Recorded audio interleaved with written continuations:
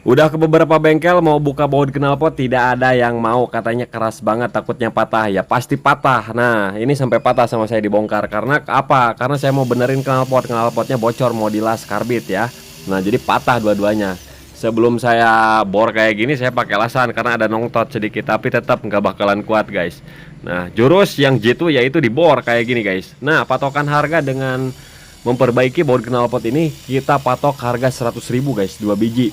Tapi itu juga bisa lebih, tergantung kerumitan yang kita alami. Nah seperti ini guys. Jadi tingkat kefokusan dan tingkat kepresisian yang sangat kita tergantungkan di sini guys. Nah mata bor yang kita gunakan itu sangat banyak tenaga dan waktu ya, serta pikiran kita keluarkan di sini.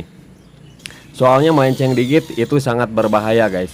Bisa ampun lah, jadinya aheng karena guys.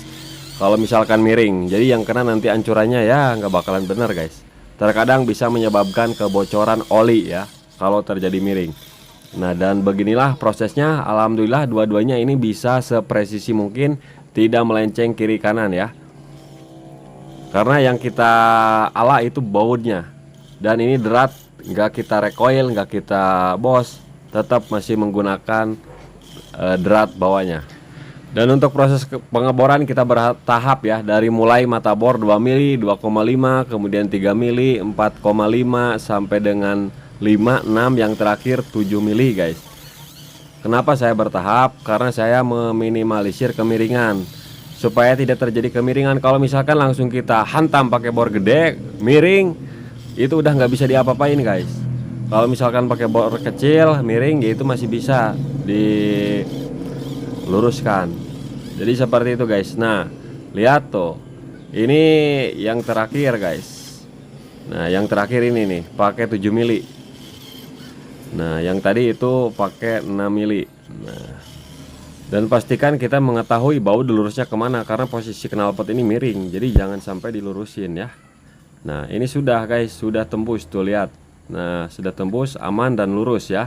Kemudian sekarang tinggal kita tap ya. Kita tap menggunakan mata tap M8 kali 125. Nah jadi saya mau kasih tahu, jadi ini adalah penyakit FU ya, baut knalpot keras ya. Kalau dibuka itu pasti patah. Nah jadi buat teman-teman yang belum sampai keras, teman-teman servis, bukalah setiap 2 bulan sekali, 3 bulan sekali. Kalau mampir ke bengkel, bang minta dibuka bautnya, kasih stemplet, kasih oli gitu, supaya tidak ngeras guys. Kalau perlu ganti bautnya lagi gitu, bautnya ya, supaya nggak bisa apa namanya, nggak menyengsarakan nanti kalau bengkel bongkar. Itu sebenarnya ini sangat menyengsarakan. Karena ada beberapa versi ya cara memperbaiki baut ini. Setelah patah pasti ada ya, ada yang dibawa ke tukang bubut headnya, ada juga yang dibor kayak gini.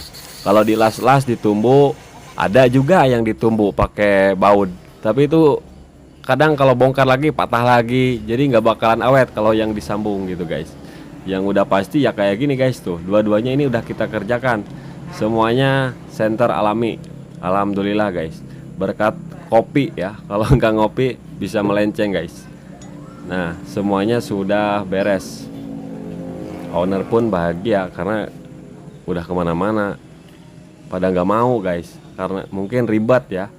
Nah oke, untuk bautnya saya pakai baut bintang guys biar keren tah. Baut bintang kasih stemplet. Nah, baut kaliper Honda teh.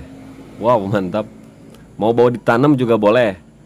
Mau baut tanam juga boleh, supaya nggak keras-keras lagi. Tapi baut kayak gini juga aman. Yang penting saya kasih tahu, setiap mampir ke bengkel saya pasti saya kasih servis gitu di bagian bautnya. Nah yang penting ini knalpot sudah kita las pakai las karbit, dan knalpot nggak bocor lagi, baut aman semuanya, mantap.